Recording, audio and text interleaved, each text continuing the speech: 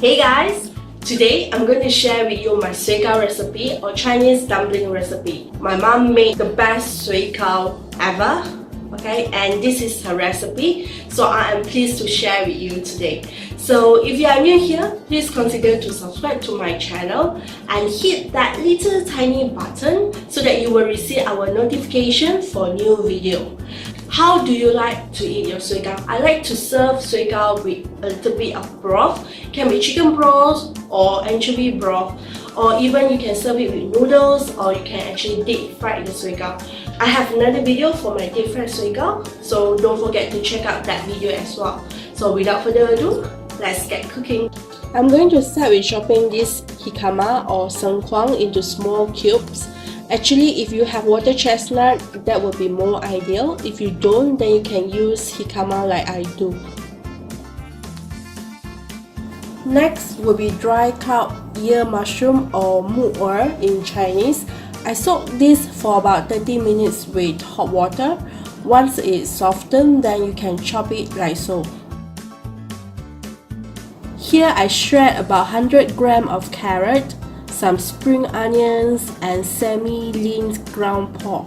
Here I have shelled and deveined the prawns, then I just cut it into small cubes. In a medium-sized bowl, I have my ground pork on the side, then I add the prawn meat, not mixing them yet. Now we are going to marinate the ground pork and prawn meat first, before mixing both meats. 1 teaspoon of white pepper, 1 teaspoon of Shaoxing wine, 1 tablespoon of sesame oil, and 1 teaspoon of sugar, 3.5 tablespoons of oyster sauce, half teaspoon of salt. Mix the prawn meat with the seasoning, then only mix the pork with its seasoning. Then combine both meats. Then add 1 egg. Mix egg with the meat. Then add the cow ear mushroom, jicama, and also carrot. Then combine everything together. You really need to mix it together. Add 3 tablespoons of Shaoxing wine, half teaspoon of white pepper, 1.5 tablespoons of corn flour, and also I did add in about 3 tablespoons sesame oil, which I forget to record. Once the mixing is done, you want to transfer to another bowl. Just scoop up the portion that you are going to use now. The balance filling can be put into the freezer and you can have it later.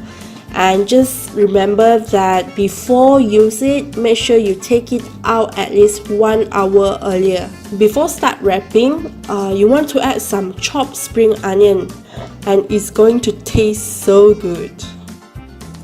So my drill when I make Sui Gao is I will try to wrap at least 2 Sui Gao first, then I will taste it to make sure that the Sui Gao is delicious. Make sure you seal the Sui Gao properly. You have to squeeze it tight or add some water on the edge of the wrapper. Now we are going to cook the Sui Gao in a boiling water. Add the Sui Gao one by one so that they won't stick to each other. Cook it for about 3 to 4 minutes. Just blanch some lettuce and I'm going to serve it with the Sui Gao.